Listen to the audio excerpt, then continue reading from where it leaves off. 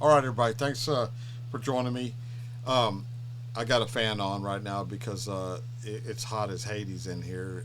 Uh, I'm literally in a oven with the Texas sun today, but I want to get these done because it's ANZAC days coming up in 2 days, and I want to make sure my friends down under are rightfully taken care of.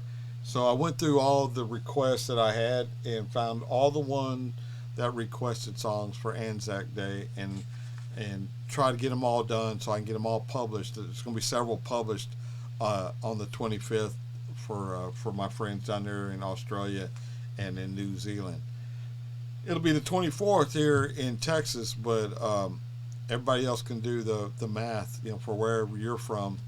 Uh, but that's my intent is to honor all my good friends down under. And this one comes from Frank. Frank wanted me to play Sappers Lullaby by Fred Smith, and he says if you can find a live version, he gives the background of the song. One of the soldiers mentioned in the song was one of my diggers before becoming a dog handler searching for IEDs in Afghanistan. So, simplify, Frank, and to your mate as well, the dog handler now. Uh, it takes all of us, brother. But without further delay, let's just get into it and let's see what uh, Fred Smith's got to say. Here we go, y'all.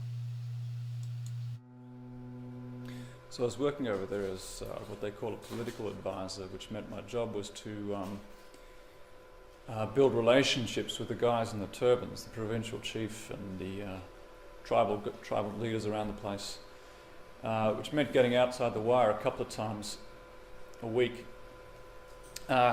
which you just don't do over there without 12 or 15 of your closest friends. Because of the security threat, we tend to travel either in foot patrols, with each man spaced about 10 metres apart to mitigate the effect of a blast, or in vehicle patrols, in convoys, with the rear vehicles following in the tracks of the front vehicles just to reduce the risk of hitting a pressure plate. And either way, we don't go anywhere without the sappers. I don't know if you heard these terms, sappers. It's a military term. It goes back to the 15th century, I think, for combat engineer. And ever since the medieval times, they got all the crap jobs in war. Like that's why they're called sappers, because they dig the saps, the trenches. Pretty inglorious stuff. And in Iraq and Afghanistan, their job is to travel at the front of a convoy and look down the road for anything that might be an IED. Through all the dust and the rubbish and all that stuff that's naturally on the road there. And if they see something suspicious, they'll get the dog out and the metal detector, and they'll move towards it rather than away from it. And if they find something, they'll get a paintbrush out and they'll brush the dust off it and deal with it, detonate it in place or dismantle it. And so it's a job that takes a sort of unquestioning kind of courage that I've got to say I came to really respect. Not the least because of which I relied on these guys for my mobility to get around. But because of the dangers of the job, we tend to lose a couple of them a year. We've lost a couple this year already, and we lost 2 last year too. And whenever a boy out at the forward operating bases gets killed, everyone back on the main base finds out pretty quickly, and we all feel it in the guts. The first thing you know is you'll go to call your missus or your mum on the welfare phone line that they have set up there. Tell them you're all right. You find the line's been cut, which is what they do to enable the commanding officer to let family know about it without them finding out in the news. Then they'll bring the guy back in on a helicopter into the Roll 2 medical facility, where they have a shipping container with a refrigeration unit. Sort of passes for a morgue, and the guy's mates will post a vigil outside of that morgue all day and all night for 3 or 4 days until they get ready to organise the repatriation of the remains and the ceremony. And then we all file into the Apache aircraft hangar, and the Padre will lead a service for the guy, and the guy's mates will get up and they'll speak about what it was like when he was out in the Terps in Brisbane or Townsville or about the guy's girlfriend and his family back home. You know, and you sit there with your friends, but quite alone with your thoughts, thinking about the family back home. And the whole little leave, and just a little bit glad it's not you in that metal box.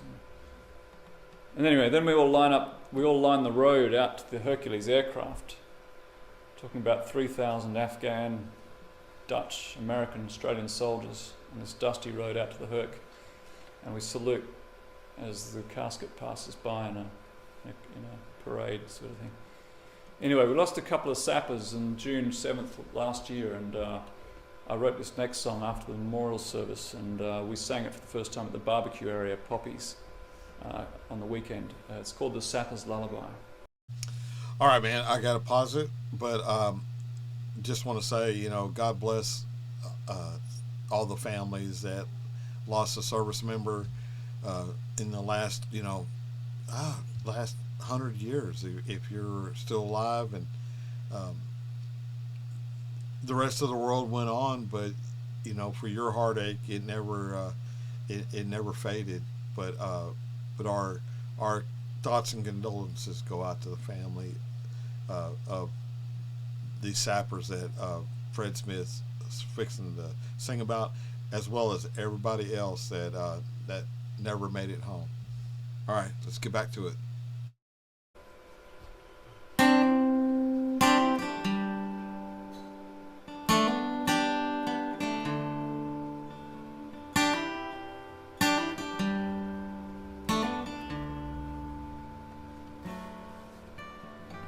Up from the Royal Two, down past the gate, out to the flight line. We stood in the sun with slouch hat and gun as two caskets passed us by, and followed the Padre onto the Herc and out into the pale summer sky. We walked back to Poppies and then went back to work with the dust still in our eyes. So soldiers, sing me your Sappers lullaby. You give it your all, knowing if you should fall, that all good things must die. Yeah, I like Fred Smith. So far I like this song that he's written in memory of some Australian service members who paid the ultimate price for freedom. And that's the way the world sees it. I doubt that's the way the family sees it, but in fact, the family probably couldn't really tell you what for. Really, there's no one fighting over there anymore. But what has changed? What has changed from 2003 to 2025? What has changed in that godforsaken country? It's got American blood, it's got English blood, it's got Australian and New Zealand blood, and it's got blood from, like he said, the Danish, and even the Afghani countrymen who fought on the side of the West. What has changed, man? What has changed is the families, have an empty plate every holiday for a loved one that is no longer here, simply because their country sent them to this desert / rock. Yeah, I don't know, man. And I'm coming at it from a service member's perspective. You know, if this is your first video here, I'm a retired Marine after 21 years serving my country. And, you know, I've lost several friends, and every Memorial Day I post a whole list of my friends, so at least their names are not forgotten. And I'll do it again. You know, as long as I'm able, I'll post that message and or that list. I'm sorry. And I still don't know why. You know, I don't know why these guys aren't with their families today. I don't know what we did. I don't know what we accomplished. You know, I don't know. But I will tell you, they were hell of good friends. So let's get back to it, man.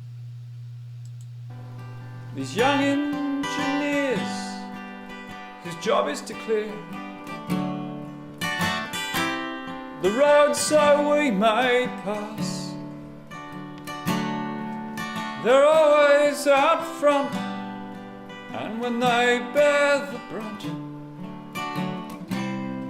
man, it happens fast. Sapper D. Smith had a wife and a son, the apple of his eye. Snowy Moreland was just 21, way too young to die. So soldiers, sing me your Sappers lullaby. You give it your all, knowing if you should fall, but all good things must die.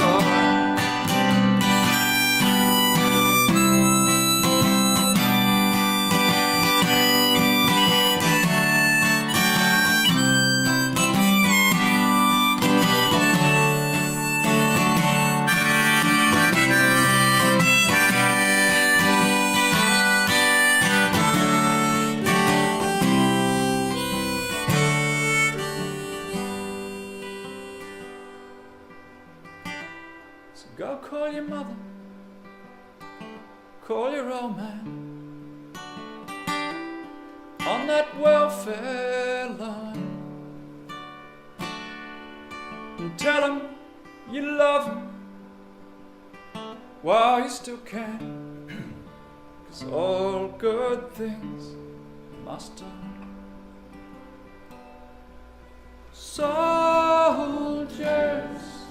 sing me your Sappers lullaby.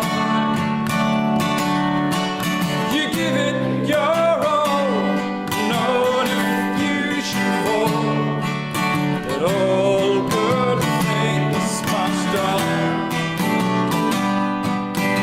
All good things must die.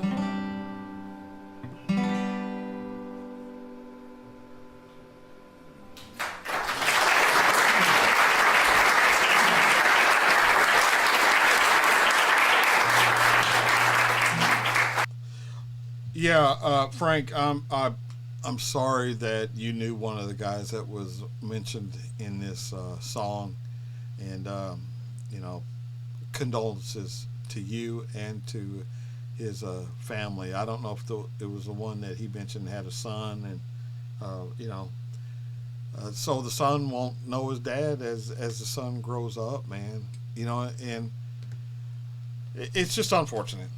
I will put it that way. Salute to all the ANZACs on ANZAC Day from this, I would say Texan, but I'll say from this retired Marine. So, Semper Fi, that's going to do it for me, everybody. Till I see you again, I'll catch you down the road. Let's go into the outro.